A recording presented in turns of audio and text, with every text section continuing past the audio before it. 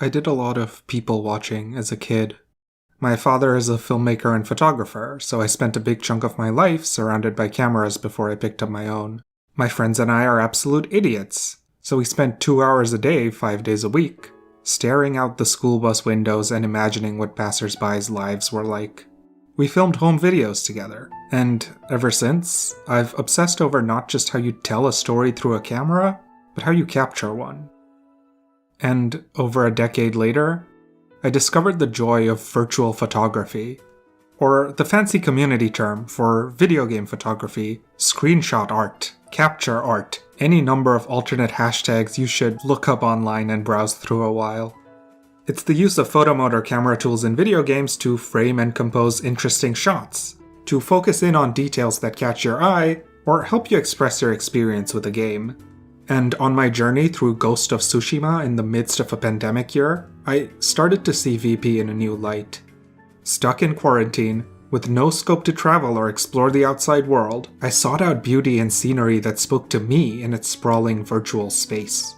On my romp through one of Tsushima's fishing villages, I happened to freeze the frame just as an NPC turned to look at me, and it sparked something in my brain, the kind of feeling you get when you exchange a glance with a stranger through a window, a moment of recognition. I was looking at someone designed to be set dressing, an extra, a thinly defined character lingering in the background of my grand adventure. So I snapped a photo of the moment, and I followed him around for a bit, and I imagined what his life might be like. I encountered more strangers along the road, some friendly, some adversarial, and did the same with them. And then I did the same thing in other games, anything with a photo mode, even anything without, so long as it was a game I liked that had interesting NPCs. And over the course of the year, I kept doing so, paying extra attention to clothing, character design, behavior patterns that I thought might go unnoticed by the average player. How did you... Magic? Oh my dudes, he's got magic! I won't bore you with what is essentially my NPC fanfiction.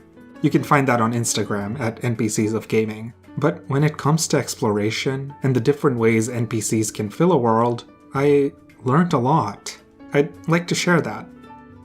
So without further ado, here's a look back at my first year with the NPCs of Gaming.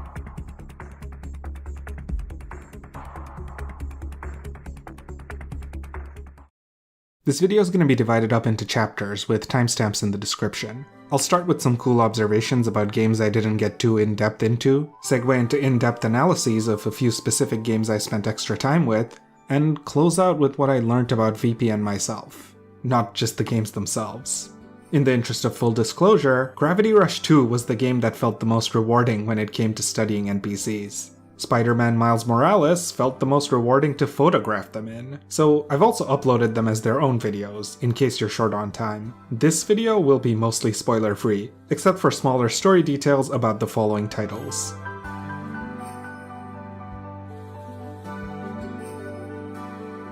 Lastly but not leastly, I am only one person, so there might be things I've missed, but I consider this an ongoing project. I'll keep revisiting these games over time.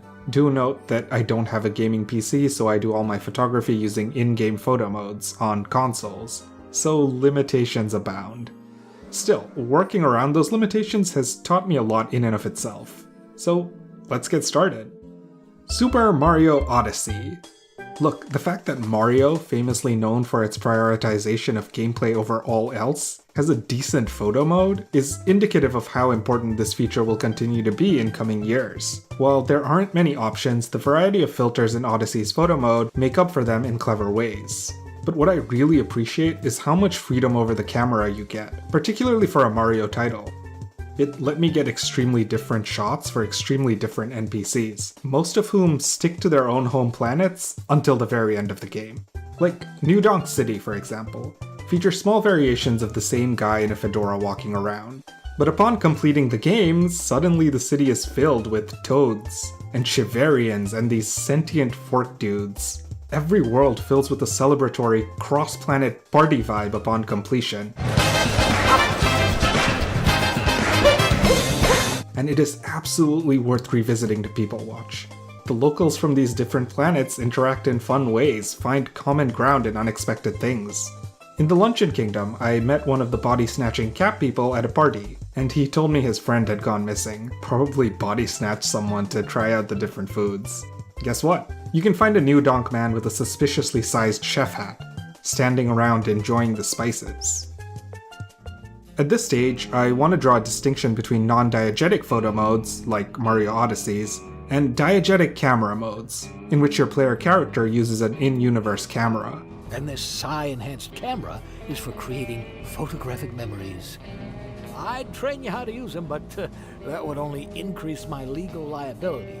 Have fun. The former gives you way more control and freedom, while the latter tends to be limited to first-person shots, selfies, and occasionally tripod setups. But it does also feel more alive and akin to an actual camera, making you capture snaps amidst movement, or, having characters react to you pointing it at them. Double Fine Productions' Psychonauts 2 opts for something in between, a jack of both worlds kind of deal, if you will. Oh, not today. I look all puffy. While your player character Raz has his own camera, it functions more like a freely controllable photo mode, freezing the frame in third person for you to manipulate as you please. However, it's still cleverly acknowledged by NPCs whenever you take it out near them. Hang on, I wasn't ready. They have fun voiced lines asking you to get their good side, or asking, "Is that for my workers' comp claim?" All of this serves to make the NPCs feel distinct, like they have their own personalities. As we'll see later in the video, that's hard to pull off for background characters. I'm glad you have a picture of me, so that many years from now when you realize how you've hurt me, you can apologize to it. They don't just react to the camera either.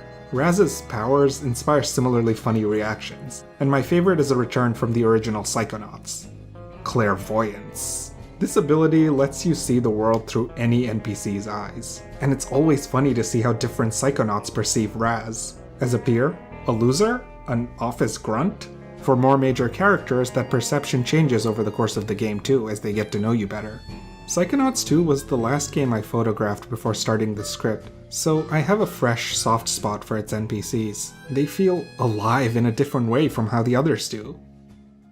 A Hat in Time also gives your player character her own camera, which also acts more like a photo mode than an actual camera. However, this photo mode used to be nigh unusable on the console version, with HUD texts you couldn't get rid of and therefore had to plan shots around. Gears for Breakfast fixed this with a major overhaul last year, and I love what they did, both by vastly improving the photo mode and by bringing the NPC-rich DLC chapters to console. You know the deal. The Yakuza Metro DLC is my favorite, as it takes advantage of both ambient dialogue captioned through speech bubbles and previews of what NPCs are typing on their phones as flavor text. Most of it is just basically Yelp reviews, but it's an extra layer of character expression I appreciate. Games tell stories in more ways than one, and this is a fun one. Also, Hat in Time isn't a game with AAA money behind it, so the developers use a clever method to make the final mission look more crowded than it actually is. Rather than render hundreds of mob members to fence you in as you try to escape from the boss, the devs opted to use these roughly animated 2D textures. Zooming in on them through photo mode shows that they look quite good, recalling the kinds of ominous silhouettes filmmakers and animators use to signal a scary space without showing you the scary thing. Reward is 1 million. Meanwhile, CD Projekt Red's The Witcher 3 did not come with a photo mode, but it's hard to think of many other games as invested in their world building and lore. Its titanic open world boasts hundreds of now documented secrets, and my tinkering led me toward a possible reference to Pixar's 2012 film Brave on the island of Hov in Skellige. There's a young girl there dressed in the same colors as Brave's protagonist Merida, with the same hairstyle and color. And if you watch her for a while, you can see her practicing archery like the iconic Pixar heroine. She does practice fencing too, unlike Merida, but notice her voice lines. But a betrothed. I'll be a priestess when I grow up. Don't want no stinky husband. They're about refusing to get betrothed, a general disdain towards marriage, and wanting Geralt to take her on his travels with him. Take me with you. Intentional or not, the parallels to Brave stuck with me, and were a big reason I started thinking about adapting this project into video. See, I filmed Merida Jr., but never really got a decent angle on a photo, because she's really short, and, as I mentioned, base Witcher 3 doesn't have a photo mode, at least not on consoles. For the few characters in the game I did get decent shots of, it was by doing stupid things like hiding behind them and seeing if I could position the camera in a flattering place. Then it would just be a matter of waiting to see if they pose or do something interesting. I did this with a couple of other games too, like Ni no Kuni 2 and Mass Effect Andromeda, but the next one I'd like to draw your attention to is Legend of Zelda: Breath of the Wild. Yeah, I know. There isn't much I can tell you about Breath of the Wild that hasn't already been said. When researching for the project, I found that every NPC in the game has already been watched and meticulously documented, with entire wiki articles written about their routines and relationships. GameSpot's Max Blumenthal has covered some of the fun ways in which certain characters mess with each other. Hi! Last January, Nintendo Me expert Alice, who goes by @HeyI'mHeroic on Twitter, confirmed suspicions that Hylian NPCs are modeled using an advanced version of the Mii format. It's actually really rewarding to uncover the unexpected ways in which some of these characters know each other, but as a photographer, I mainly want to focus on Breath of the Wild's photo mode, or lack thereof. See, while Link's Sheikah slate comes with a good camera and with really nice depth of field effects, the photos you snap are only saved to an in-game album. That means your best shots cannot be exported outside of the game. Playing on Switch, this was a hard thing to wrestle with, especially since there's so many fun ways to mess with NPCs and prompt funny reactions you might want to photograph. And so, in typical Breath of the Wild player fashion, I ended up experimenting. For some NPCs, I did what I'd done before. I hid behind them and watched what happens when you just leave the camera on.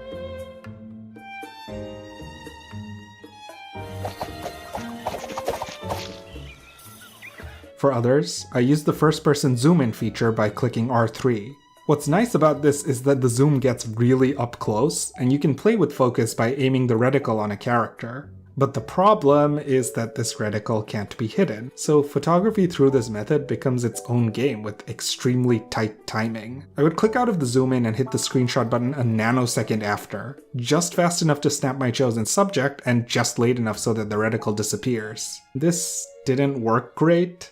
When reviewing photos after the fact, I noticed the reticle fades too slowly for this to be a consistently reliable method.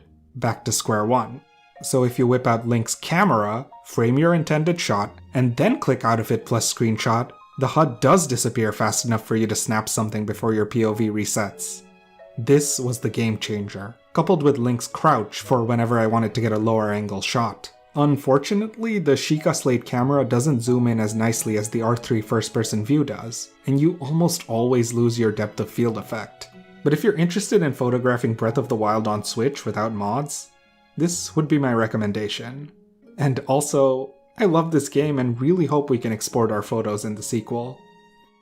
Those are some quick bite-sized observations, but for the next few games I want to talk more in depth. Let's rewind time a bit, back to August 2020 when NPCs of Gaming first started. Since the initial project was inspired by Brandon Stanton's Humans of New York, I started out NPCs of Gaming in a virtual New York as well, with a little game called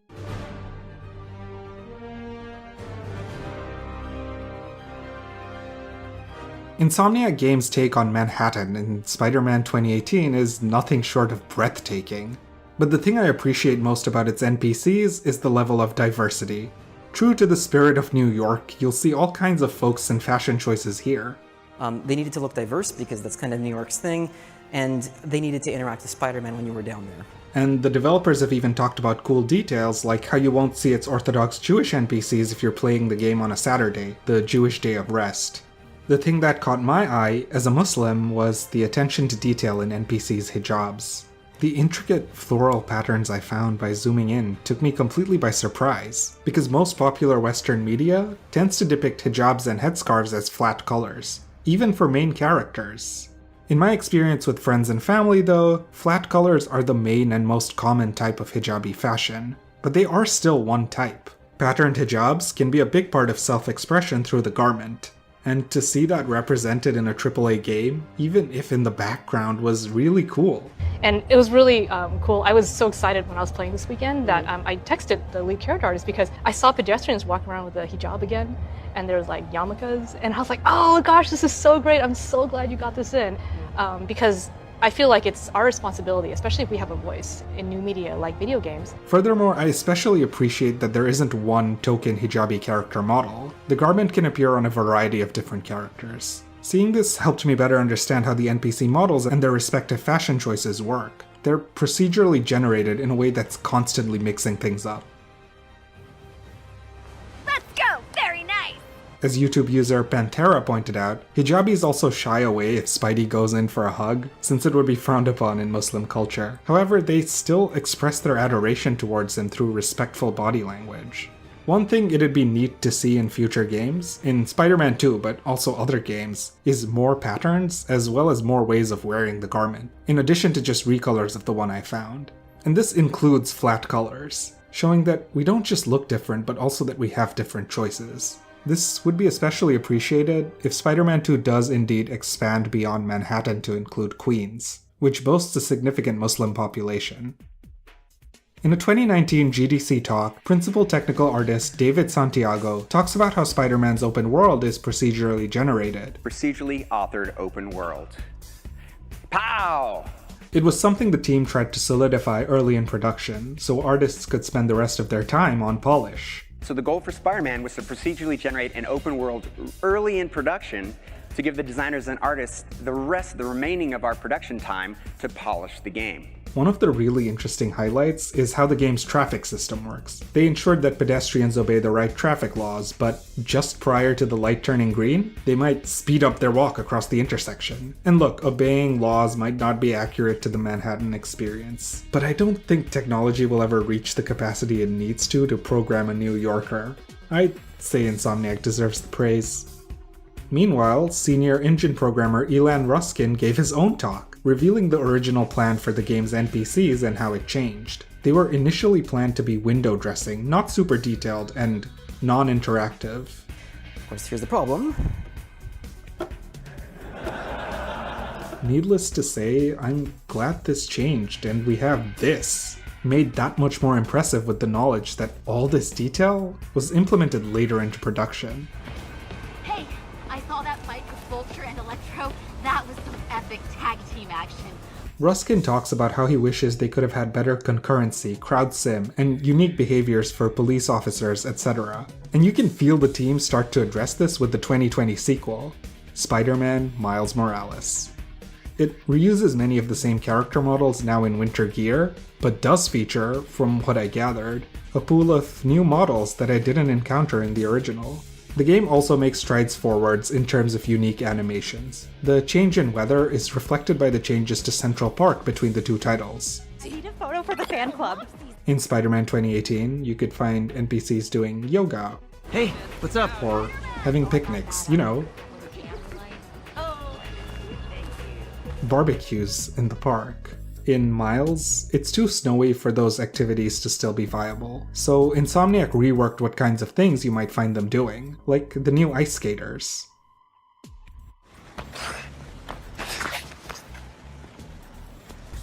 Meanwhile, NPCs doing morning stretches return from the first game.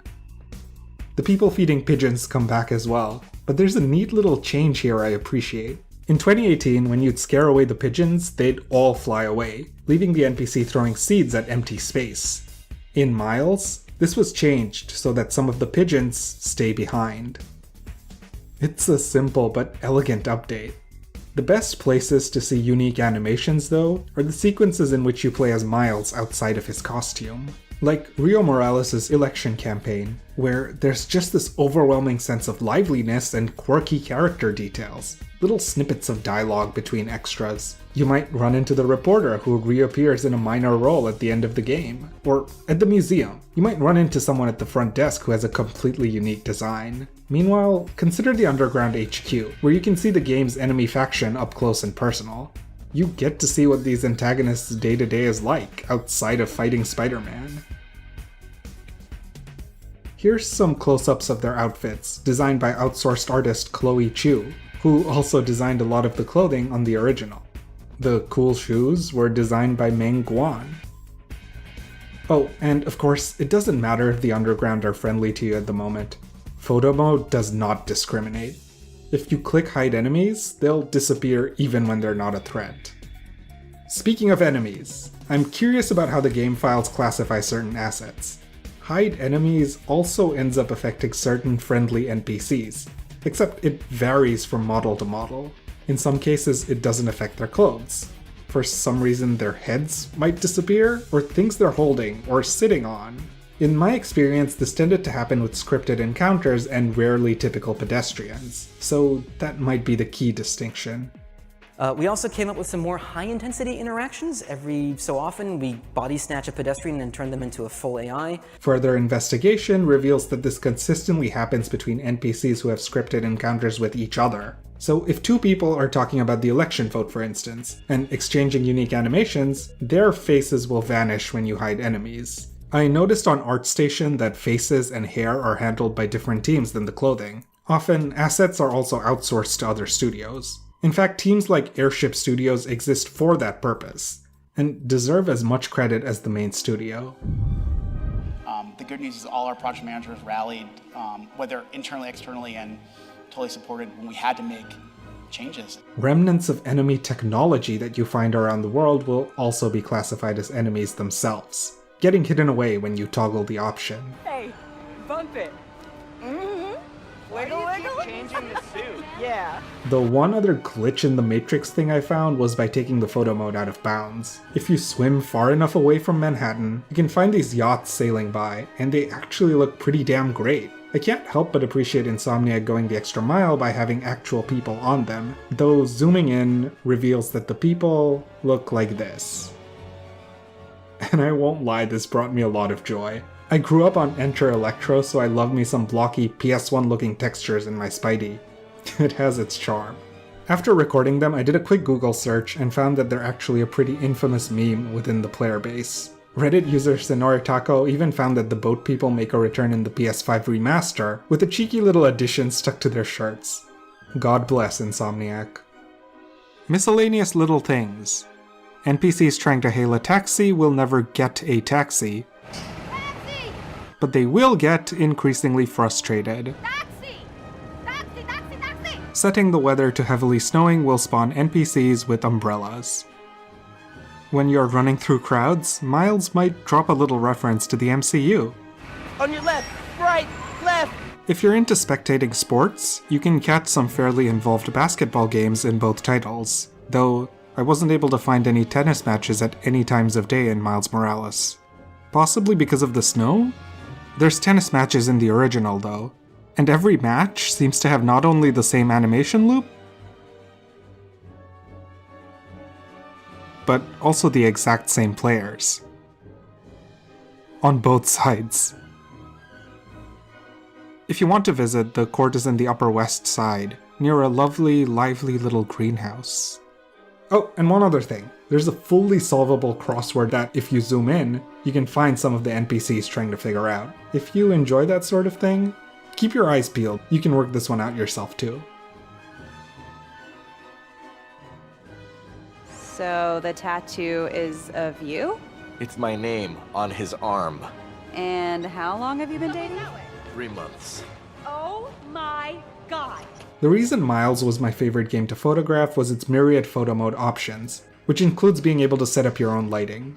It brings out an entirely new dimension for a project like this, because so much of virtual photography involves location scouting for good lighting. That's not exactly easy to do when your subjects are random, unplanned encounters. Photo mode is an intrinsically creative thing, right? People want to express themselves in our game and then immediately to share it with their friends. But Miles Morales' photo mode goes the extra kilometer to ensure you can whip up shots oozing with style anywhere. Not just the photo mode, in fact, but this stunning recreation of New York with all its loving vignettes. I know that the PS5 remaster of 2018 Spider-Man allows for this too, so that's extra appreciated. Insomniac's come a long way since their first PS4 title in 2016, Ratchet & Clank, in which I'd had to turn off my HUD and use a sniper rifle scope to shoot photos. This year, they were awarded Best Community Support at the Fourth Focus's annual VP Awards, and I'm so excited to see where they go with Spider-Man 2. Till then, I'm going to be trekking across the universe with my favorite Lombax.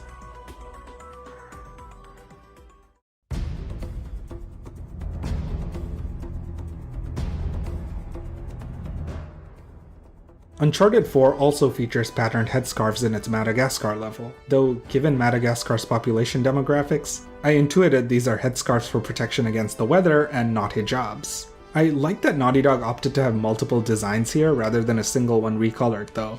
Clothing details also include fanny packs and janky bootleg looking logos. The Madagascar hub is teeming with little quirks and animations you'll notice on a regular playthrough, because Uncharted is good at directing you towards that kind of thing. You may find other Okay, apples fine, here, fine. but you won't Here. find better. Only 1,500 a year. Thank you very much, sir.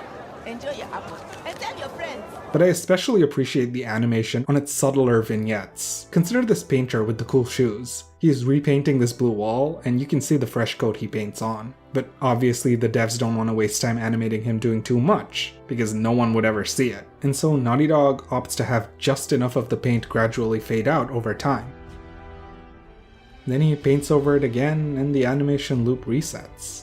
It gives off the illusion that he's being thorough, not just doing the same thing over and over, and it achieves all of this without wasting resources.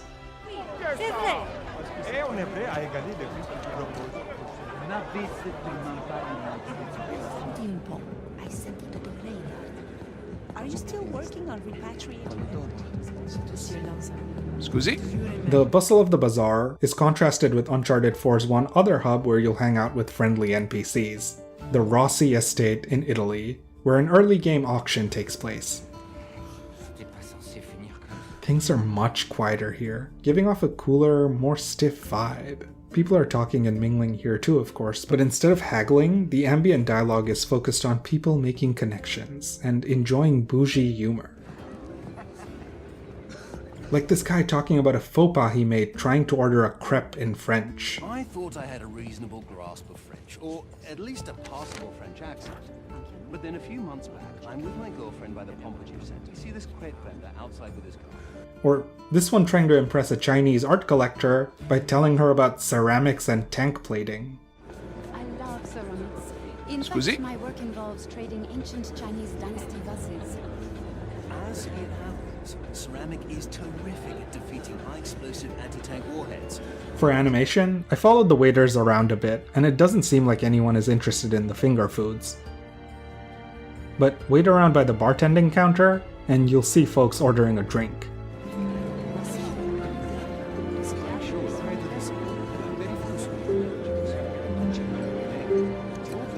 It's the same sense of liveliness, but in a completely different environment. Also, most folks get really annoyed if you push past them. On a final note, the auction is also quite racially diverse, and a lot of the ambient dialogue is in other languages. It's neat. You'd expect people to come in from all over the world for an event like this. In 2017, Naughty Dog released the sequel, Uncharted: The Lost Legacy. Set in India, protagonist Chloe Fraser starts her journey in a small, unspecified town in South India. And the nice thing is, true to the region, many of the NPCs speak actual Tamil.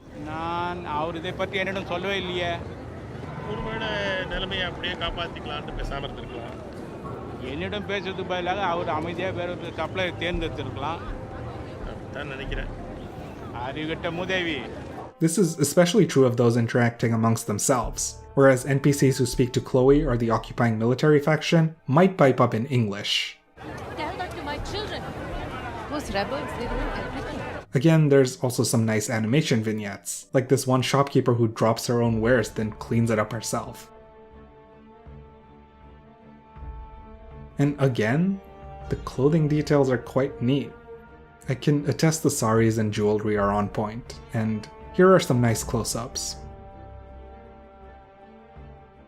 I appreciate that it isn't a monolithic depiction. You'll find people in both traditional South Asian garb and jeans and t-shirts. If you look up Naughty Dog's artists on ArtStation, you'll find that a lot of these face models are scanned from team members, while hair is pulled from existing archives and retextured by the artists. Character artist Nancy Cantu credits the clothing patterns to Connie Huang and Angel Garcia, and mentions some of the jewelry design was outsourced. Interestingly enough, Cantu's labels say Sri Lanka market, implying the game either started there or was outright set there at some point. It's hard to imagine in retrospect, considering how integral Chloe's background is to the story. There's criticism to be made here, of course. As pointed out in a 2022 GameSpot article by Sania Ahmed, there are no South Asian writers listed on the game's narrative team, just consultants. The result is a depiction of South India that is aesthetically impressive, but narratively jarring. Speaking with Ahmed, games writer Meghna Jayant adds that the military occupation and hordes of checkpoints makes no sense in South India. It's not clearly an alternate universe, and it feels no need to explain itself.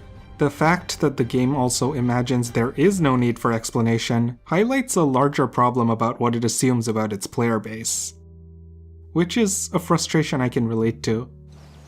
Yeah, well, it's a conversation for another time. I've linked the article in the description below. I want to talk about where Naughty Dog went next. The Last of Us Part 2 bets so much of its thesis statement on the hope that you will grow empathy for its NPCs. More precisely, through the opposing viewpoints of its two-player characters, Ellie and Abby, it wants to paint one person's AI enemies as the other's AI allies. These NPCs also have names, as you'll discover through combat, and I think for that reason, I'm not satisfied with my research for the game yet to say too much more, except it was one of the first games I photographed and that I've been having a good time doing it. There's definitely more to learn here, and we'll see more after my next playthrough. Until then...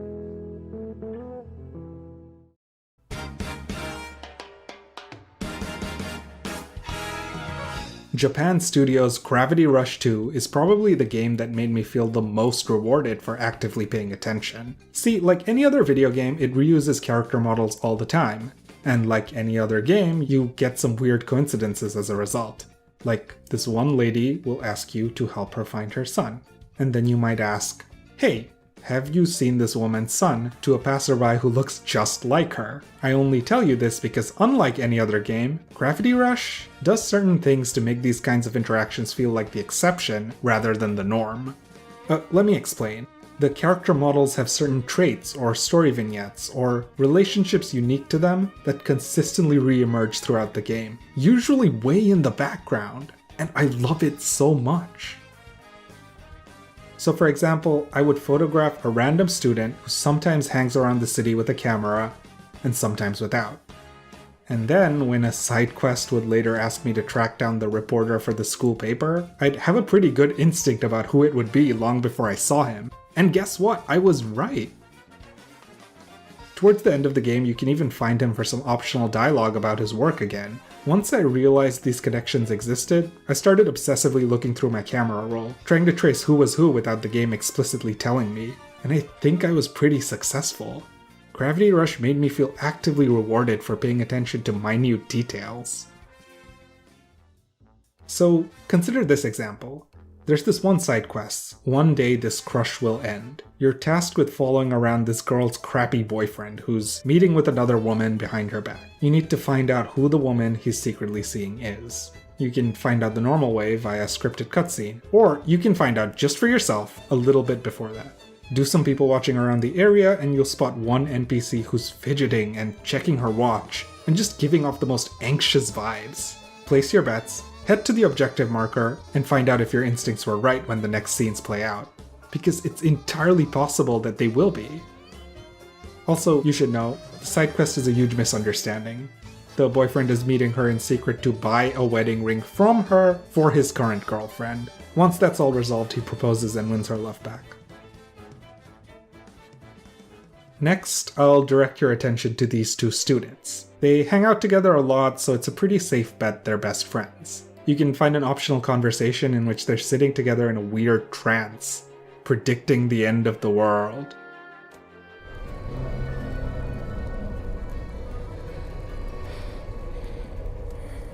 And true to form, a later side quest has you seeking out some girls who've ended up as part of a demon-worshipping cult together. Guess who they are?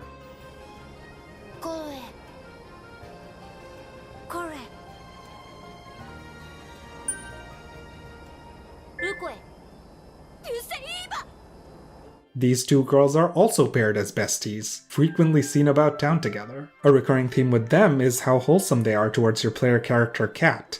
And when my adoring fans guessed, correctly, that I might be a certain mystery singer.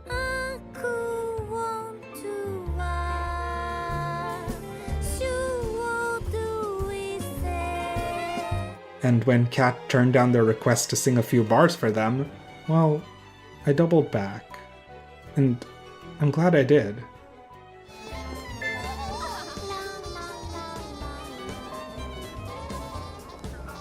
Hey, you want to hear about my favorite though? There's this side quest towards the end of the game where you have to escort an old man around the city. He asks you to take him to his favorite church, but he and Kat back out of getting too close because they learn there's a wedding happening there. Okay. He marks a different spot on your map to take him to. But you can ignore him and go check out the wedding. And guess who you'll find getting married? There's no dialogue, no cutscene, no recognition, and yet I recognize them. The character models of the couple from One Day This Crush Will End, just standing there arm in arm, wrapping up their story in the background of a different quest.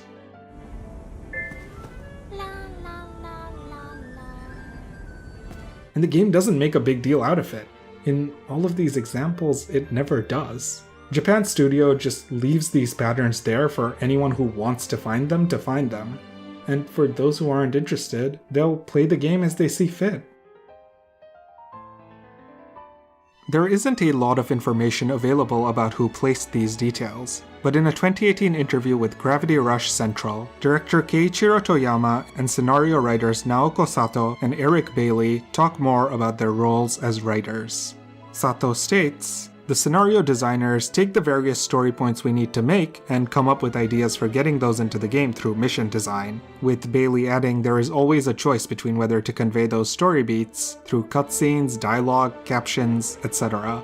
One interesting detail he reveals is that side quests are timed to trigger according to where Kat is in her personal journey. This is perhaps why they managed to maintain a chronology throughout Gravity Rush 2's background. Take the side quest, Thus Spoke the Adventurer, where you help a young boy relive his memories of his late grandfather by revisiting places from photos. The quest ends with him realizing his grandfather wanted him to go on adventures, yes, but he also wanted him to have a good education. Large.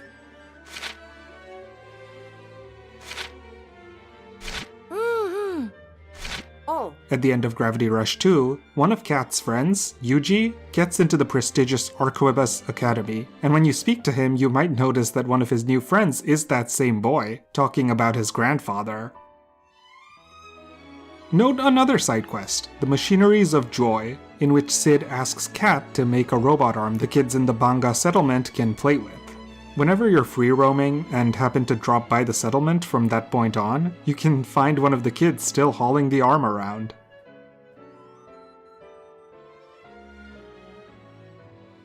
Gravity Rush 2 uses an in-game camera that canonically belongs to Kat, as opposed to a photo mode. The photo options are a bit limited, but through the protagonist's flying and gravity-bending powers, you can get some really interesting angles. And they all come out in this neat little Polaroid form. I recommend it. Toyama states that the photo mode was partially inspired by Gravity Rush 1's fanbase, where players took a lot of screenshots. Speaking to Gravity Rush Central, he also states that photography is one of his own hobbies, and they decided to make the camera a major feature of the game in multiple ways. It's worth noting at this point that the game does a lot of things to incentivize you to use its camera, to hunt for details using in-game photography. It's a mandatory part of your detective work during One Day This Crush Will End. It's used to study old paintings and secret meetings in other side quests. Most relevantly, there are special NPCs scattered about the cities who you can track down and photograph, based on little story details about them. Like a celebrity spotted just outside the city theater.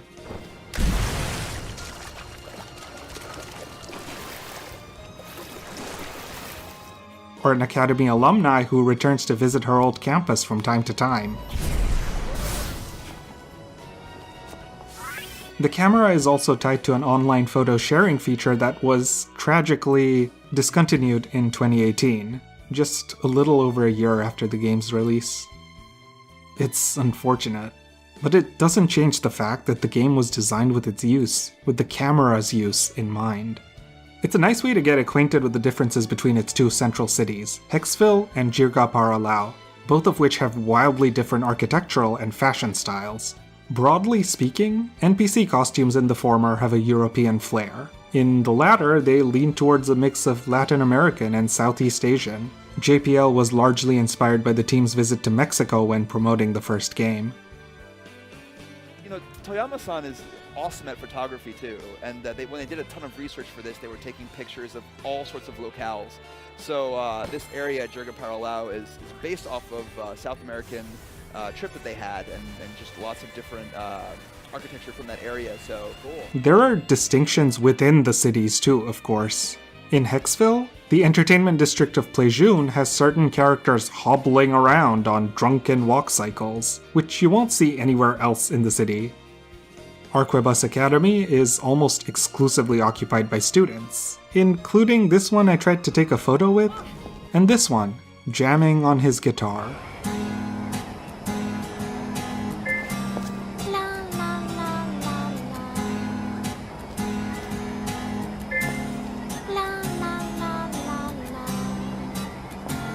There are musicians in Jirga-Paralau too, violinists, and even an accordionist who plays Cat's song.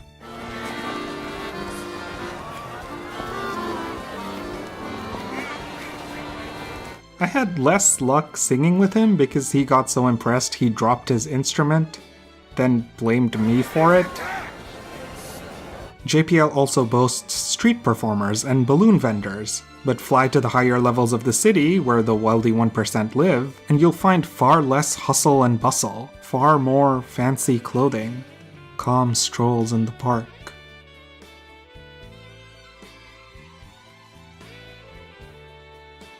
You can actually find concept art of Gravity Rush 2's Jirga-Paralau Council in the original Gravity Rush, showing how much of its story was planned ahead. And on a final note, the food vendor in Gravity Rush 2 who offers you a free skewer for your trouble, you can actually find him in the Gravity Rush anime when said trouble first happened. Voila! Continuity. Oh, Albini! Oh, Shishuri! Ove parte du, ove marini patuya, mazinga palario, bien ubule.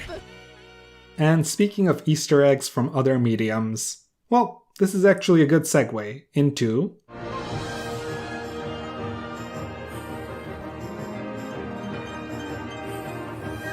Hey! Welcome to Square Enix's gorgeous recreation of the Kingdom of Corona from Disney's Tangled. Here's a fun fact. It's populated with NPCs from the movie. I guess they're not called that in film. Background extras from the movie? Who also have background appearances in the short Tangled Ever After? Anyway, that means a lot of Corona's fashion from the film finds itself in Kingdom Hearts 3 as well, in new recolors. My mom said it's the latest style. I really like this attention to detail and consistency with the world established in the movie.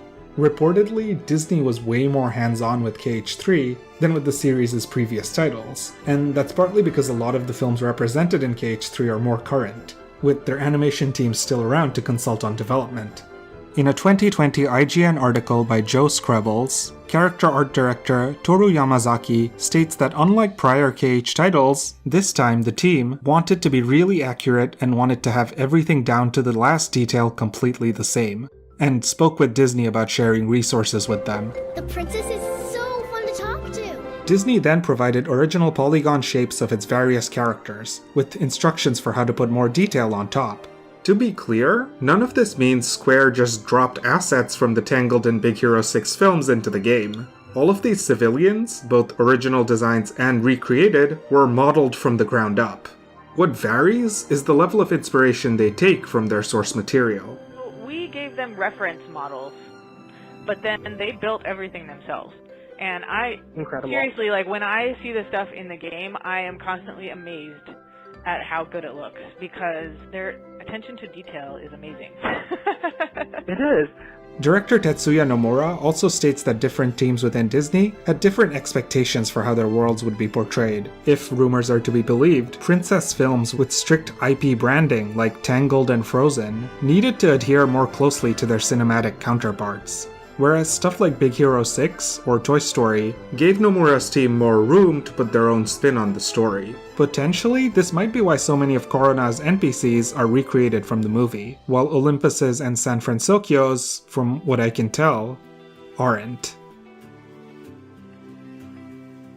The latter especially has fairly generic but functional clothes, which does at least feel consistent with its source material Big Hero 6. And this includes a fun little San Francisco Institute of Technology t-shirt from the film. And this robot shirt from the opening scene.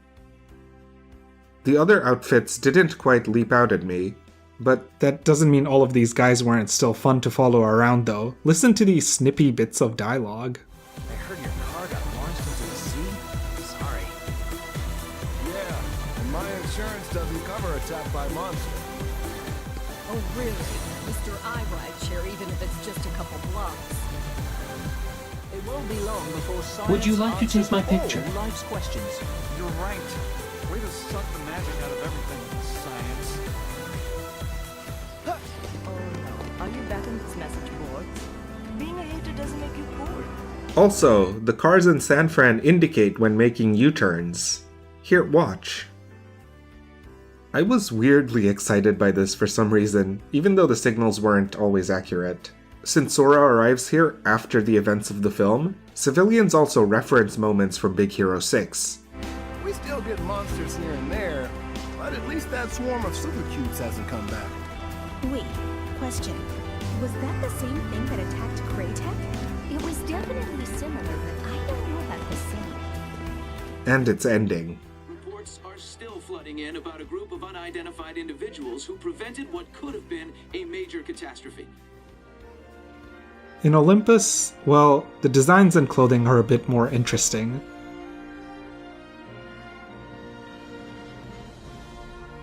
But because the original Disney's Hercules was so stylized and 2D animated, NPCs look less exaggerated than background Thebians did in the film. Instead, they look interesting because they look specifically molded for KH.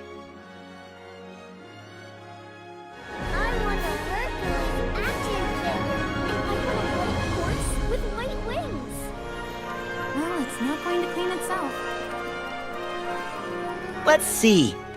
I hope they can fix all this. As with San Francisco, townspeople will also make passing references to events from the movie, but unlike SF, these comments also apply to Kingdom Hearts itself. Gotta hand it to them. We know how to rebuild. We should, considering all the practice we get. And every time we come back stronger than ever. Olympus and Thebes have seen their fair share of beatings throughout both the movie and the greater KH series. Port Royal of Pirates of the Caribbean fame is the one other explorable town from a Disney property, and it is greatly expanded here from its last appearance in Kingdom Hearts 2. Unlike the previous Disney films I mentioned though, the source material here was live action, so pulling in faces of extras from the movies would have been both a logistical and legal nightmare. Instead, I cross-referenced the NPC designs with footage of the Disneyland ride, in case the artists recreated anything from there. They didn't. There are light similarities with NPCs from the old Pirates video games though, with the town even having a similar layout to its iteration from At World's End. Which makes sense, they're based on the same films. All that being said, these civilians seem to be full KH3 originals. Oh, you make all my problems go away, will ya? Don't make me laugh. I guess I'd be happy to try. And the range of NPCs you encounter in the game, who span multiple fashion and art styles, is worth commending. Conversations in Port Royal tend to reference islands you can encounter out in the open Caribbean, or the general state of affairs around trade and piracy. You can't let the little things get you down. Got to keep a watchful eye. These are troubled times. When in all the sea's history haven't they been? These things tie in with both KH3 and the source material's story.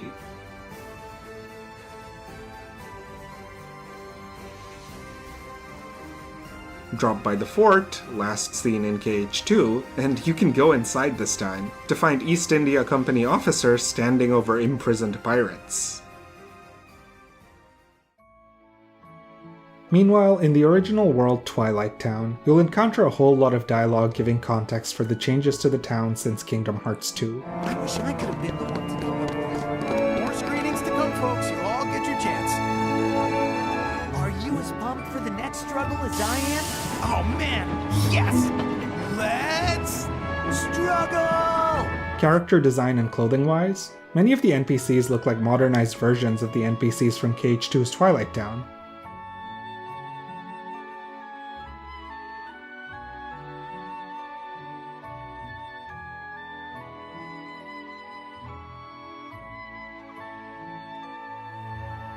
While others are designed completely new. The town also encompasses a much smaller space in this game than in its predecessor, but I have to give props to Square for how full of personality its new revamped version is. Hey, come on! Let's go on. Today? Sorry, my mom said I had an open. While this is rare, some of the NPCs even wave to the camera when you point it at them. I played around a bit to see how this works. Hiya! And it's only triggered when you happen across an NPC who isn't fixed, i.e. someone who's A. not in the middle of a task, and B. stopped to idle after a walk cycle. Good to see you. I'm going to define task as fixed events and scenarios peppered around the world, like people working on construction or on cleaning a mess. And a walk cycle as, well, the distinction being you can bump into people in the second category while they're aimlessly meandering and see them react. Bullshit. If you bump into fixed NPCs, they won't react, or notice for that matter, and it's only when they're doing neither that they might see you and say hi. Or, if you're in Olympus,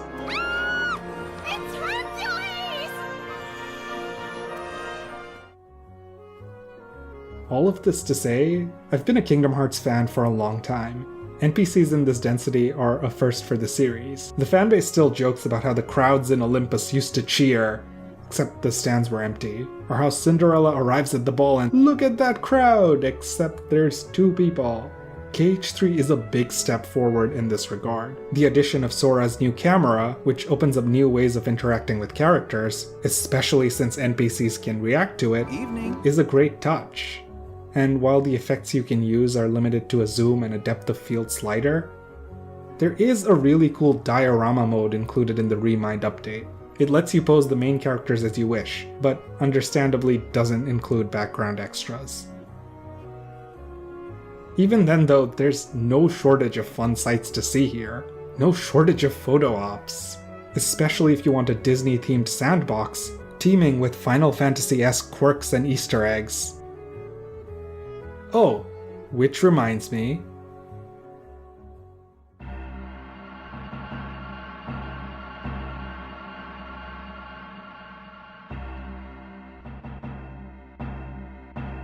Final Fantasy VII Remake launched on the PS4 without a photo mode, but the 2021 PS5 upgrade would go on to add it as a new feature. This was one of the few games where I had the pleasure of trying out both versions, and funnily enough, the PS4 version without a photo mode taught me some things about Midgar's NPCs that instant access to a freeze frame might not have. For instance, there's this creepy girl with some fairly ominous dialogue, who's kind of just shuffled away to the background of one of Midgar's parks.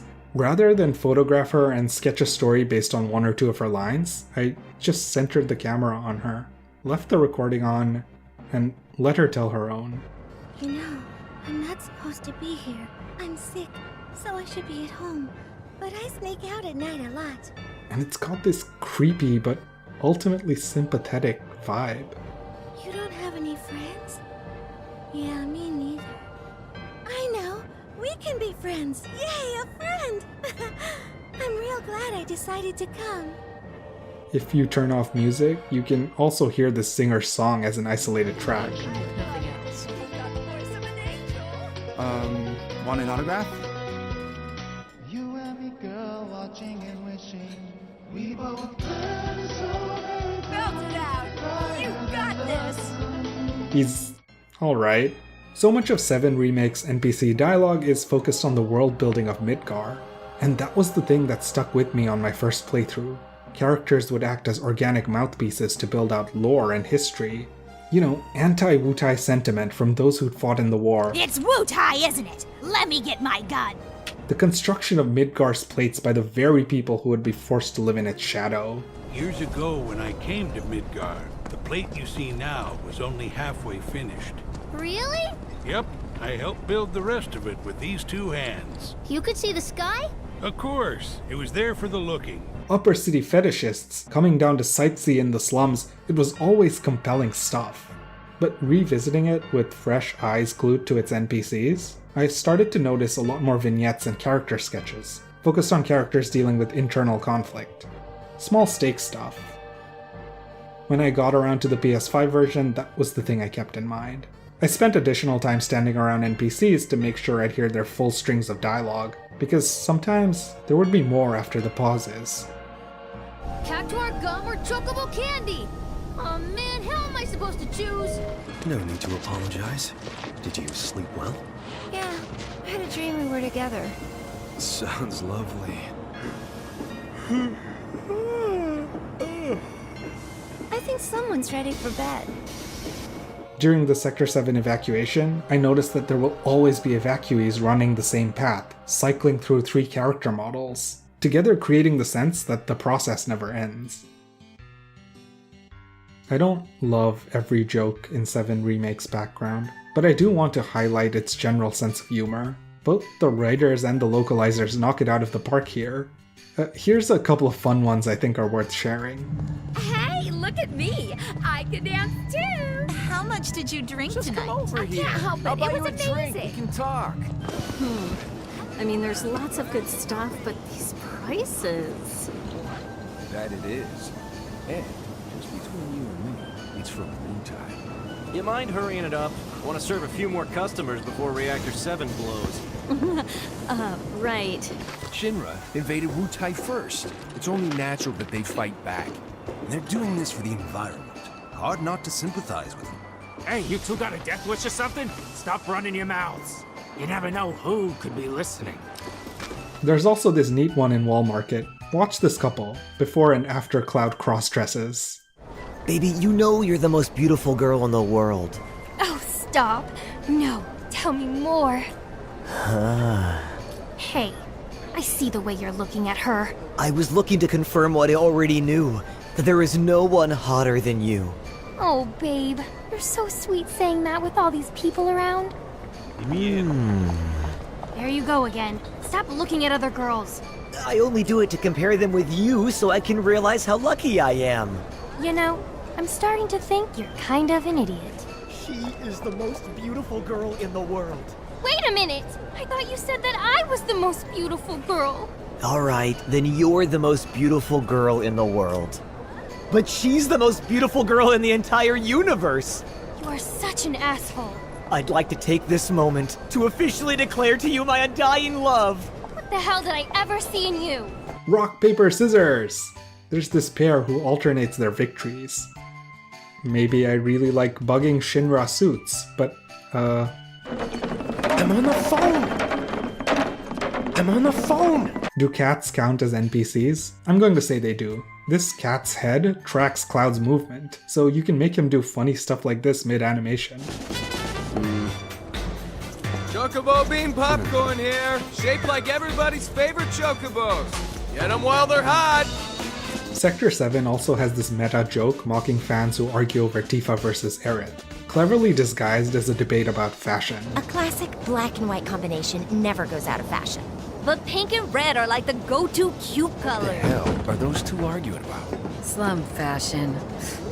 As if anyone gives a shit. The Yuffie DLC adds another version of this in the same spot, this time arguing over Tifa and Jessie. Just 500 more, and gonna last. Jesse out. Destruction and rebirth. The mantra of muscle growth. But the jokes, the quirks, the nudges and winks are just one small part of Midgar. I appreciated a lot of the more moving vignettes too, like a woman taking in a child who'd become isolated in the aftermath of a disaster. Hey there, are you alone? Everything's gonna be alright. I'll stay with you, okay? Where's Daddy? He'll be back in a little bit. And where's Brother? He's with Daddy. A couple contemplating making money by having one audition to be the local Dawn's bride. Another lamenting the boy with lost potential, who sold his services to the Dawn. That nice boy who ended up working for Corneo. I used to think he would grow up and run his own shop. He changed so much after his parents passed away. These two soldier grunts who go through an entire character arc in the background, forever changed by the horrors they're made to witness. These Shinra employees freaking out about their presentations, or the disconnect between those on the ground and those at Shinra after the plate falls. We live right by Sector 7, and I keep calling and calling, but I still can't get through. I heard that all the phone lines are down. It doesn't mean anything. You sure? Pretty sure. The knowledge that even enemy fiends are becoming agitated, more vindictive because of all the bombings, tying us back to the idea that we're hurting the planet in every way. Monsters have been acting strange since the bombings. Don't go letting your guard down, okay? These reactor bombings have really spooked the fiend population around here. Just wish they wouldn't take it out on us. An old lady who gives you the music disc her husband used to jam to. There's even an extended storytime session with some kids, where their teacher tells them about Shinra's mascot stamp. And speaking of kids, one of my favorite new additions to Midgar is the Sector 5 school/orphanage, the Leaf House. In addition to doing a lot for Aerith's character, it's the place you'll want to check in on every time you swing by virtue of its ties to some of the game's other characters. You know of a club called the Leaf House? I heard that Biggs has put a lot of money into that place. Club? The Leaf House is an orphanage. It is? Yeah, he donates to them because he grew up there. Here's some students bugging their teacher and waxing poetic about wanting to be like one of our other heroes. Biggs gave me a bunch of his favorites, and I'm gonna read them all. One day, I want to grow up and be just like Jesse. Yep, you got it. If you return here later, you can find the same unnamed teacher's character model doing something else, boosting the illusion that there's at least some consistency in terms of who lives where, who does what. One of the most affecting things also is that the head teacher, Miss Folia, turns up again as a dancer at Wall Market, pulling 2 jobs. This isn't framed as something purely done out of desperation, by the way. Folia has always wanted to be a dancer. I come here at night to live the dream. I'd appreciate it if you didn't tell the children, okay? And speaking of Wall Market, I guess this is a good place to add. A lot of the Wall Market NPCs chat about food items like Materia Pops or Chocobo Popcorn, wrestle with the photo mode a bit, and you can see that the popcorn really does have vague Chocobo shapes. The PS5 photo mode in general is a really welcome update, although I hope they improve the feature significantly in future titles. It's extremely rigid with very limited maneuverability. One hopes the recent PC release has a bit more freedom, with mods now on the table. While we're on the topic of photo mode though, there are things it empowers you to do that you couldn't on PS4. One of my favorites being that you can activate it during flashbacks in cutscenes. These are normally depicted in black and white, but by adjusting photo mode filters, you can actually see them in their original colors. Here's a gander at Elmira's stylish old jacket, paired with young Aerith's aqua-colored childhood dress. It doesn't always work, Leslie's flashbacks won't let you, for instance, but when it does, it's great. Photo mode also lets you bypass the limited camera view when you're in the Shinra building vents. You can zoom out a bit and find that the vents are actually placed between floors, no tricks. Not only can you look down on NPC-filled conference rooms, but also up at the higher level, Hojo's lab. The NPC costumes are simplistic compared to those worn by 7 Remake's major characters, which works for a world like FF15's with a more grounded fashion. Good hustle out there. But it can feel a bit weird in 7 Remake at times. That being said, I do appreciate that fashion trends vary between locations. Although you spend minimal time on the city's upper levels, civilians there do have slightly more sophisticated and expensive looking clothing, compared to those down below.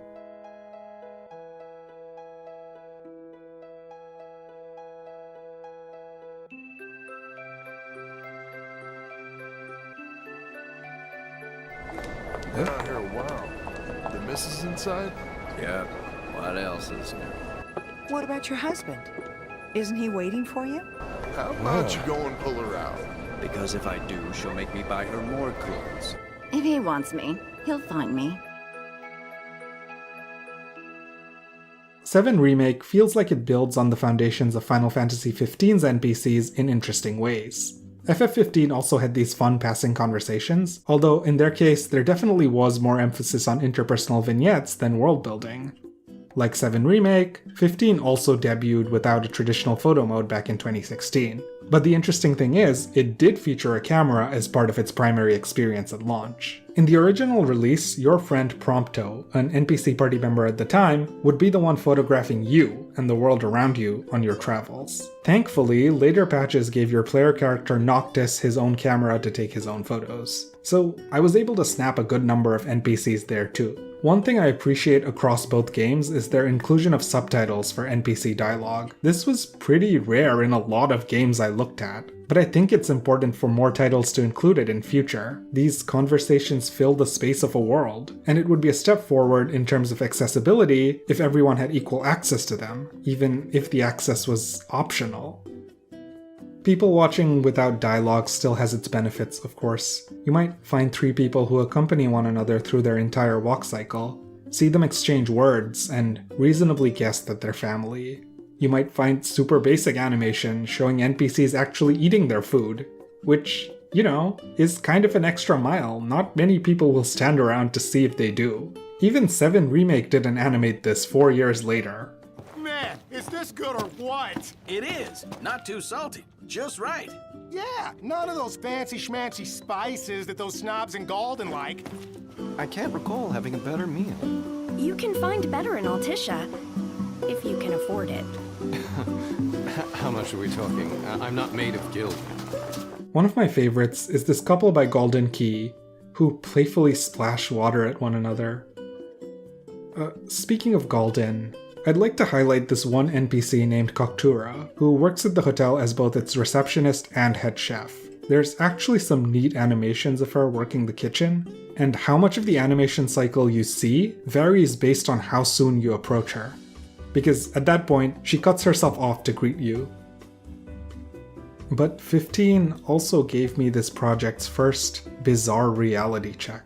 See, I photographed and wrote about Koktura, but because she was a named character, I had an opportunity to scour the internet for details, or obscure lore I might have missed. And I missed a big one. 1. Background info reveals she's related to one of 15's other characters, and 2. A torn piece of clothing reveals that she may be killed off screen during one of the game's major events. It was kind of disheartening after spending time with her. While 7 Remake and 15 weren't my favorite games to photograph, they were among my favorites to people watch in, and maybe that's why I felt so much for them. Maybe that's why they made me realize I was thinking about NPCs differently now. A lot differently than I once did. Come to think of it, I haven't seen Aerith around lately. You don't need to worry about her. I'm sure she's out there doing her part to help the wounded. And credit where credit is due there, right? Which brings me to...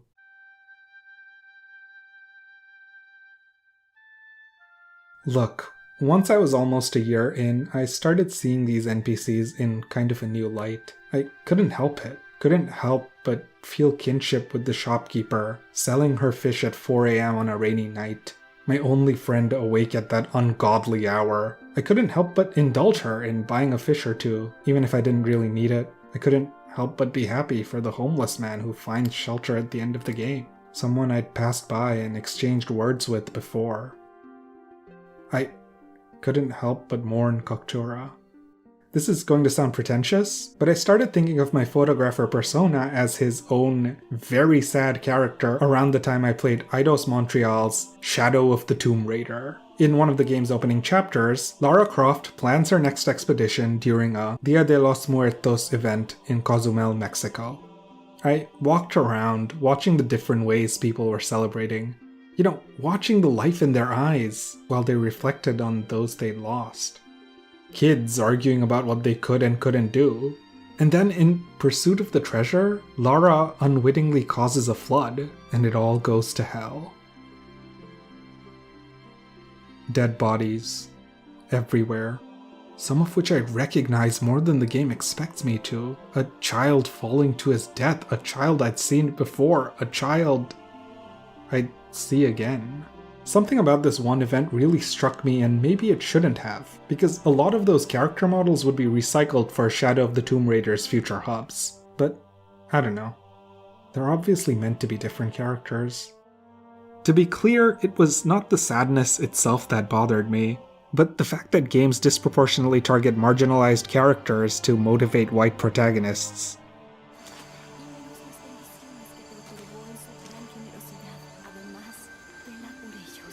In general, Shadow of the Tomb Raider feels like it has a tone-deaf gaze on its non-player characters, who it treats as disposable in service of Lara's character arc. And it's a bit disappointing, considering how good these character story vignettes can be when you're just walking around.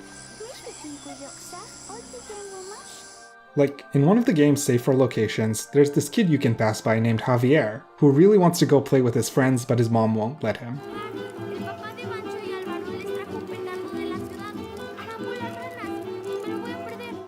Okay, while exploring the village, you might happen across those two friends, having fun without him and planning a little white lie behind his back.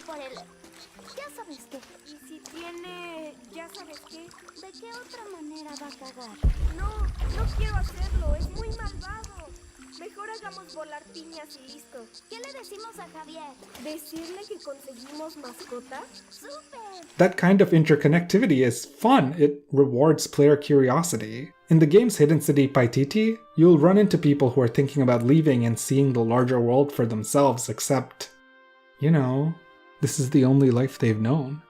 What would they do? By far, my favorite people to run into were the kids, because I'd catch them playing different games, just living their best life.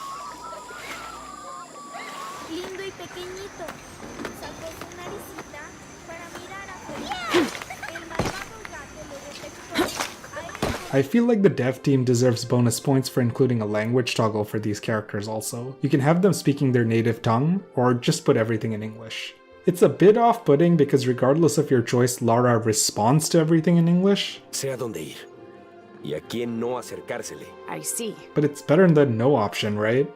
This poignancy is bolstered by the fact that Shadow of the Tomb Raider's photo mode is really good, with a nice array of options to get up close and personal. Playing around with its depth of field effects, I found that you can create a nice watercolor effect by intentionally blurring the image a little, and it looks surprisingly pretty and not unfocused. Vegetation textures can look a bit jagged up close, and the blur smooths that out a little.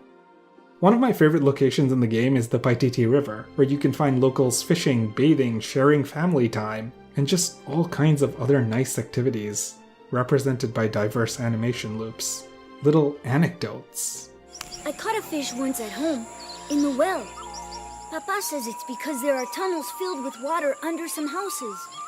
Funny, huh? There's just so much lively activity to watch here. Coupled with the range on its photo mode, this did make Tomb Raider one of my more beloved ventures in this project, even if it did make me sad a lot.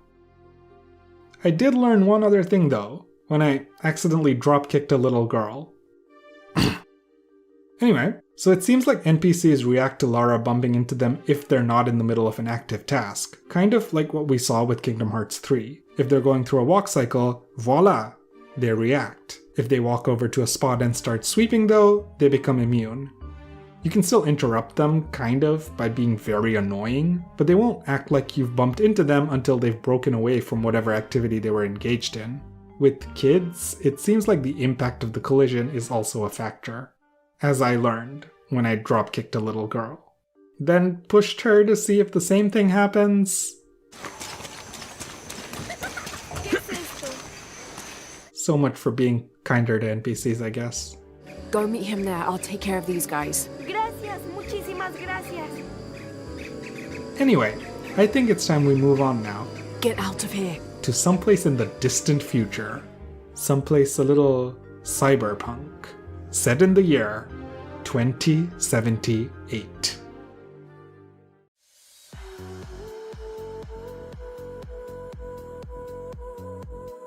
Look, this game's fans are down bad with fakeouts, so you'll have to forgive me for that one. Anyway, I won't dwell too long on this section, but Platinum Games' Astral Chain gets a special shout out because I do not think people use its photo mode enough. So in the game, you control your character with the left stick, and your Legion or combat pet with the right stick. Once you get your camera, you can take regular photos and selfies of course, but you can also hand the camera to your Legion to move around and take pictures of you. This is made better by the fact that Astral Chain's photo mode cares enough to include field of view and aperture sliders and several filters, which is rare for a Switch exclusive, and maybe that's part of it. Resolution-wise, taking screenshots on Switch isn't ideal. You can't change the file format to PNG for better quality. But damn can you get some gorgeous shots! And I actually think NPCs are the perfect subject matter in this game, because of the way the Ark, Astral Chain's futuristic setting, is lit. Because of the way that neon lighting surrounds them and lets you use your camera to showcase an ephemeral quality to them. The NPCs are classified differently, and in an interesting way in this game too. There's ones that you can scan and interact with. You might help cure them of an illness, for example, or talk to them, or find out what their name, date of birth, etc. is using your scanner. If they're family members standing next to each other, same last name, date of births that match up. I'm sorry, she had her at 14? These NPCs are fully realized, meant to be characters that stand out and have in-game bios. Zooming in reveals that they have little facial animations and they blink. But to make someone stand out, you need NPCs who don't. In the background, in the crowds, at the corners and edges, you might encounter simpler facial models, a bit lower polygon. These ones don't blink. Their mouths don't move when they talk. But they do a lot for the sense of depth, I think. On a quick last note, special shout out to Platinum Games' social media team. Thank you for noticing my project. It's made my day a few times and I appreciate you.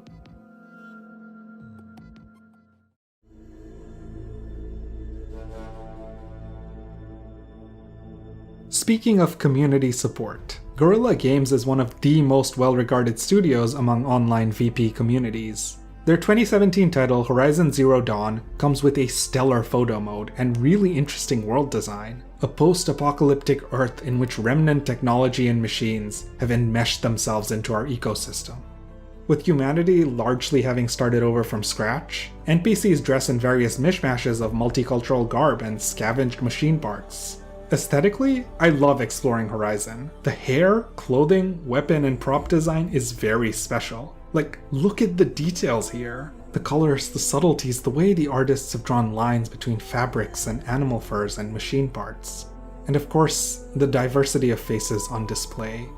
Narratively, a lot of these costumes and hairstyles are removed from their historical contexts, which is something I didn't think too much about back in 2017. Revisiting its towns with the knowledge of their and Aloy's origins in mind last year though, I felt a bit differently. While I don't feel qualified to add much that hasn't already been said, I do think Josh Griffith at Games of History's excellent analysis about the use of Native American imagery at the exclusion of Native American characters bears repeating. Horizon Zero Dawn has, even by non-gaming standards, an incredibly diverse cast of people of different races, genders, and sexual orientations, but there are no actual native people in the game, despite it being set in areas populated by Native American tribes. Guerrilla readily borrows aspects from a real, modern-day group of people, but doesn't include the people themselves. I've linked a few other relevant essays in the description too. I'm yet to play the new sequel Forbidden West, but I'm very intrigued about how it'll continue to handle diverse populations, with Aloy venturing towards California. It's one of my most anticipated games this year, and I'm optimistic about getting to learn its NPCs. More on that in a bit. The original Horizon Zero Dawn's photo mode rules. It lets you change time of day and play with shadows. The focus distance slider is extremely precise. Its night sky is among my favorites in gaming. I would have loved to fiddle with this game more than I did, especially since practically every NPC can be interacted with and has dialogue. The spoils of the hunt have been a little light lately. We should find a few machines, earn the spirit's favor. Plus, the in-game text tells you about their profession, their rank, all that good stuff. Their ambient dialogue also boasts award-winning writers Deandra Warwick, who you might know from her recent work on Life is Strange, and Meghna Jayant, recent writer on Sable and the forthcoming Thirsty Suitors, behind them. Some of my work was in the DLC as well, but so what happened was I did as much kind of world building as needed at the time, and then I think I still had a little more time with them, and I wrote loads of combat books. That was really exciting for me. Aloy's combat books. Couple this with the fact that the NPCs all hail from different stylized cultures, engage themselves in a variety of activities, and talk among themselves about interesting events, and, well, you'd think it's a perfect match for this project. I don't want to lose any more friends in battle. I'm tired of being tired. There's been one roadblock though. Horizon's otherwise stellar photo mode is restricted whenever you're within city limits. Meaning, the most densely NPC populated areas in the game are the hardest to photograph. You still get all the filters, effects, and image manipulation stuff. What you don't get is any free camera control. So I had to rely on a lot of the tactics I'd used in games without photo modes. Hiding behind NPCs after framing them uncomfortably close to the camera, or crouching and zooming in by aiming my bow, so that the field of view closes up a bit. Then it would just be a matter of making Aloy invisible.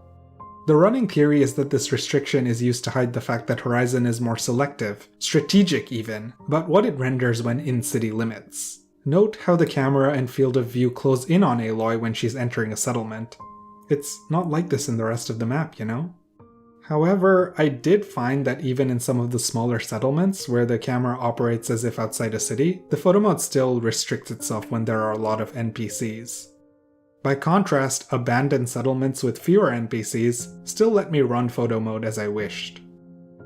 I'm very curious about whether NPC density itself was a major factor behind the limitation, and not just the settlement design. According to character art director Daniel Calvert in his 2018 GDC talk, Repopulating the Earth, Character Production on Horizon Zero Dawn, the game aggressively LODs. Every character has a very, very similar performance footprint. You know, every character gets very cheap as soon as you're not in their face because we're extremely aggressive and extremely consistent with our approach to LODs. So our crowd NPCs who walk around and those one-off individuals, like the guy you just saw, you know, they're using the exact same pool of models, but the game is clever enough to use them contextually. This means that depending on the distance between you and a crowd NPC, so not one associated with a quest line, that NPC will run on a lower level of detail until you're within a certain range of view of them. A crowd NPC, you know, the game knows only to pull in those lower LODs, whereas the same character in a conversation, the game knows how to pull in the full set. I suspect free camera movement via photo mode might be at least somewhat complicated by this. Therefore, my best luck with NPC photography was tragically outside the cities. Near fortresses or bandit camps that I'd liberated, I had almost unlimited opportunity to interact with characters. Not only did I have free camera control, but I could also use my weapons and items to conjure cool imagery around them. I never figured out why some characters react to you hitting them and others don't. But universally, I could lob an ice bomb or electric grenade and use it to create a magical effect around an NPC. Here. The latter even creates a blue artificial lighting effect when timed right. Calvert also mentions that many of these generic NPCs were designed prior to Zero Dawn's major characters, as it allowed them to get the cultures, tribes, and world design locked down before they honed in on specifics. This is kind of important if you're doing a key character like Rost, because he's individual, he's special. And if I don't know what the average person from Rost tribe looks like, you know, how do I know how to make this guy stand out? So we thought bigger, you know, instead of designing a person, we designed peoples. You know, we started with the cultures, the tribes, and we designed these guys as a unit. Notably, there were a great deal of world-building considerations that had to go into this stage of design as well. Guerrilla decided to keep animals above a certain size extinct so as not to make them compete with the machines. But on the other hand, we need to feed and clothe the tribes. So we reach a compromise. As a result, as Calvert points out, many of the larger animal furs you see on NPCs' clothes are actually furs from smaller animals stitched and sewn together. Meanwhile, machine part accoutrements had to strike a balance between looking functional but not overly convenient. Concept artist Luc Dehaan and his collaborators' designs are beautifully translated into these lovable, lively 3D models here, all procedurally dressed. And when you talk to them, you might notice that you're not the only one ogling their outfits. You look like you found a good Karja tailor. Certain civilians will comment on Aloy's costumes too. A Karja artisan might compliment your fashion choices if you wear a Karja outfit, for instance. You should take some of our fashions back to the Savage East. See if you can start a trend. Thank you for all you've done, and for wearing our clothes. Swap into a Nora outfit, and she might ask you a question about Nora culture instead. Is that genuine Nora tailoring? Not bad. Ambient dialogue otherwise focuses on world building and the state of day-to-day affairs, which differ based on where the NPC is at in life. What do you suppose is happening in Meridian right now? Feasting, I wager. Not all of it is memorable, but that's by design. These lines will be repeated time and again, so they can't all be gems. It makes the fun ones stand out that much more when they do pop up. Like, townspeople will sometimes burst into concert in the city bazaar. I've seen this 4 times.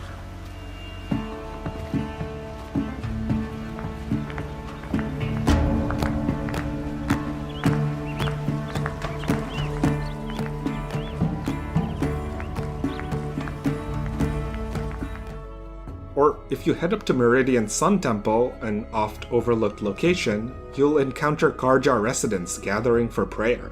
The ceremony draws influences from and combines different aspects of several real-life religious rituals to create a prayer that is quite wondrous to behold, complete with different renditions for different times of day.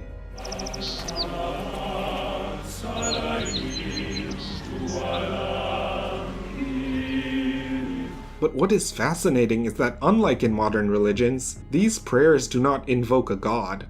And unlike the Nora, who respect motherhood and the land, and the Banuk, who worship the light of the machines, the Karja invoke the names of their kings, past and present. Word is, Forbidden West once again restricts photo mode within city limits, at least at launch. But Guerrilla created an entire living world team dedicated to making the Forbidden West feel alive and personal and genuine. Lead living world designer Espenson talks about this in a PS blog post. Every non-combat NPC is part of a crowd system, with rules such as reactions, walking paths, and other animations. We then also have the attitude system, which determines a personality. This means we can create unique people who behave like individuals within the world. Senior writer Annie Kitane also details how these behaviors will be influenced by what cultures the NPCs come from. It honestly sounds like a perfect playground for people watching. Hawk and Thrush, ready for the battle to start. Despite some critiques of Zero Dawn, I can't think of many worlds that I'm as excited to explore, photograph, and learn as much as I am about this one. And now, for our last game.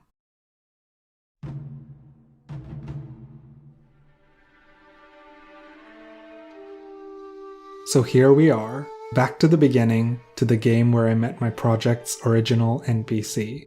You can find him in Kechi Fishing Village, by the way, if you want to go say hi. Why do I want to end on Sucker Punch's Ghost of Tsushima, though? Well, it has my favorite photo mode of any AAA game yet, which makes me so happy to say, because Sucker Punch has come far since their solid yet extremely unintuitive photo modes from infamous First Light and Second Sun. In Tsushima, not only can you adjust weather and time of day, and by proxy manipulate shadows, but you can also create little animation vignettes, dioramas.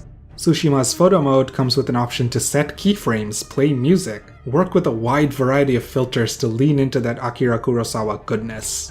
But if those filters aren't doing it for you, the nice thing about NPCs and human characters is that they're highlighted when Jin activates Focused Hearing mode. That means you can enjoy fully colored character models in a black and white world. Apply a filter over all this, and some fun things start to come up. Like, you have to have the camera a certain distance away for the filter to take effect. I really like some of the patterns on these characters' clothes too. A lot of the clothing, hair textures, etc. were modeled by an external partner, Indian studio Little Red Zombies, based on Sucker Punch's concept art. As for the artists responsible for these concepts, key names include lead concept artist John Powell and senior concept artist Naomi Baker. Again, the photo mode is a great way of seeing some of the finer details in their work up close. In Umugi Cove, the den of pirates and outlaws, you can get up close with some Straw Hat Ronin, who aren't typically friendly towards Jin in the open world. And a close look reveals that all of their swords share this same blue hilt. You learn a lot about how a sword is created. And this right here is called a suba. And you realize this suba is not just a handguard. It is a handguard. It's a lot more than that. It is icons of just artistry and mastery. Just beautiful pieces of Japanese artwork. And you realize that sometimes it's connected to family, sometimes it's connected to stories. Through photo mode, I also learned that not all 3D models were created equal. Let me explain. When animations are enabled, Tsushima's photo mode freezes all major 3D rigs. Jin, his friends and foes, and most animals. But it keeps wind, weather, and particle effects running. As it turns out though, some of the smaller animals, such as Tsushima's frogs and fleeing cranes, don't freeze up.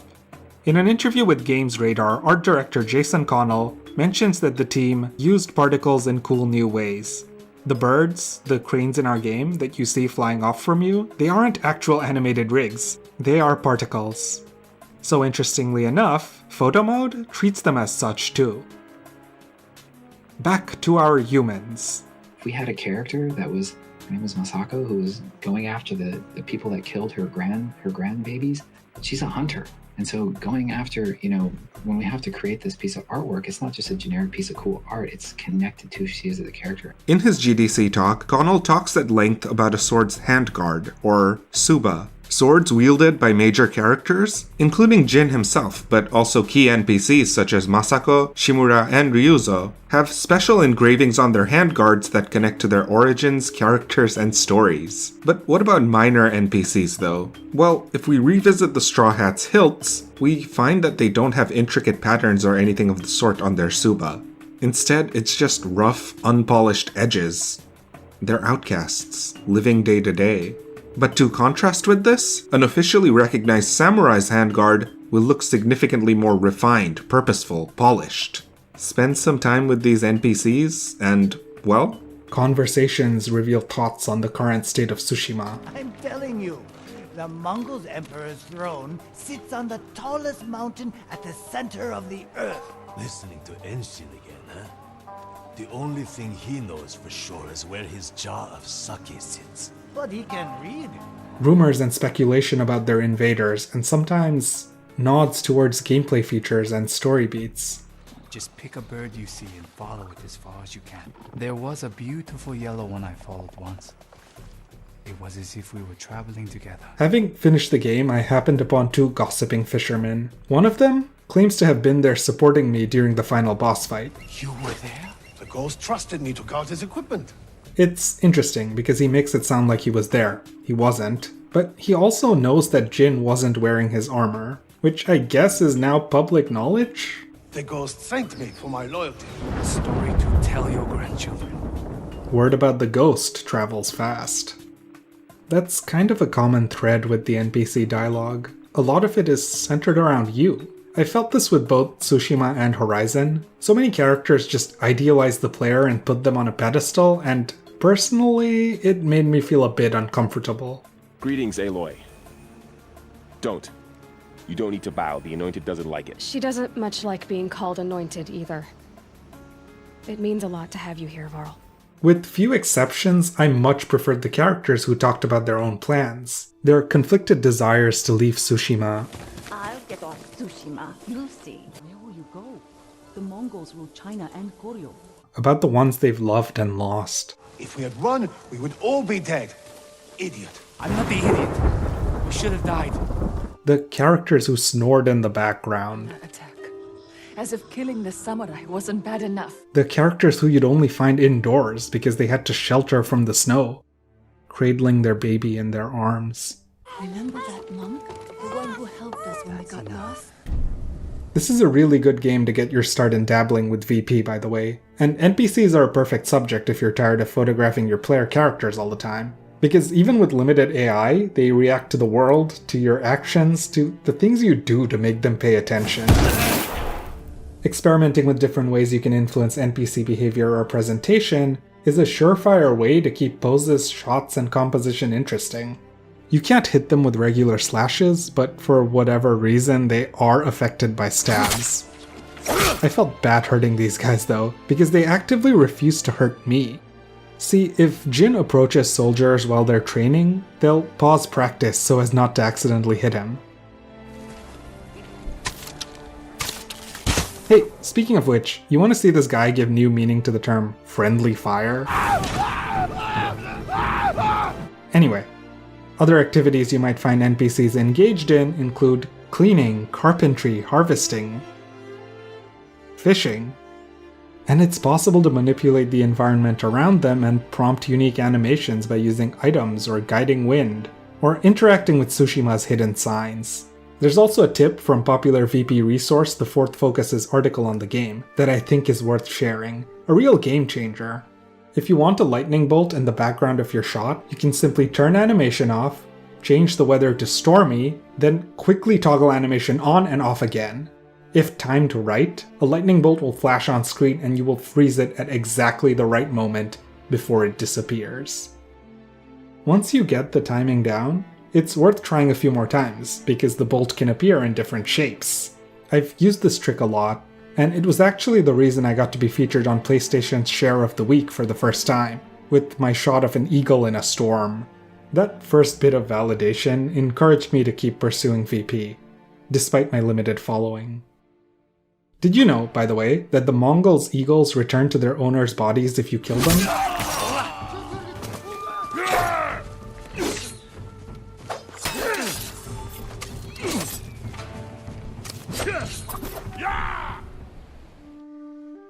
And they'll just spend a bit of time perched on the corpse? Mourning? Man.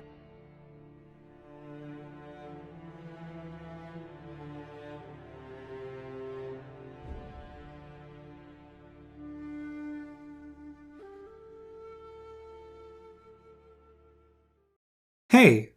Thanks for sticking with me this far. I want to read a little excerpt from Chapter 3 of Jason Schreier's Press Reset, Ruin and Recovery in the Video Game Industry. Originally, the developers of BioShock Infinite had wanted to fill the entire world with elaborate AI-driven characters, who knew how to do all sorts of complex things, like find paths and take cover behind objects. The more complicated an AI got, however, the more processing power it would soak up. To get BioShock Infinite to function, most of the game's NPCs had to be dumb. Animator Gwen Frey was in charge of these NPCs, whom she called chumps, or skeletal meshes with no AI. Although she started out by giving them simple single-action animation loops, Frey wasn't convinced by these loops alone. She tells Schreier, if you walk up to a character and they don't look up at you, it doesn't feel right. And so she changed that, putting in hours and hours of work to make sure NPCs would react to the player's presence. In 2020, my journey started with an NPC turning to look at me. What has followed since has been a weird year, and it's been a weird project. I didn't even get to cover most of the games I tried it on. There has to be a way for you to keep doing this, Batman, to keep fighting. Maybe Ma can put a spell on me. And maybe you're just being a fool. But this has been the common thread. The overwhelming majority of NPCs I followed were dumb, just varying degrees of dumb. But we, the players, project stories and lives and personalities onto them, just by seeing them around us. And I think we might take that kind of storytelling for granted sometimes. Realizing I could lean into that through both fanfiction and photography, it's been a whole lot of fun. So if you happen to be a developer, and if I happen to be able to showcase some of your writing work, design work, animation work, or anything at all that you're proud of, I hope you know how much joy your art has brought me. It's the little things you do that make a game world feel alive, and sometimes those little things can feel huge when there's little else in the world worth celebrating about. I think about games and the NPCs in them differently than I used to, and that's something I'd like to keep exploring, especially as a storyteller. So, what have we learnt, and where do we go from here? On the photography side, I think there's a lot to be excited about as more games embrace photo mode as a key feature, even if the feature can be restrictive on consoles. Again, it feels important to highlight that you could theoretically bypass some of this with custom camera tools on PC, where creators like Franz Boma have developed precise mods and programs to support VP.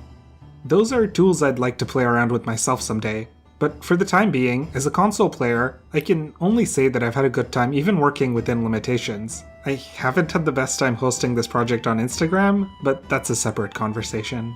On the games side, the first thing I'll say is that Japanese game development is notoriously less transparent than Western game dev is. So it was harder for me to figure out which writers, artists, animators, etc. were responsible for what in, say, Final Fantasy than it was in Spider-Man or Uncharted.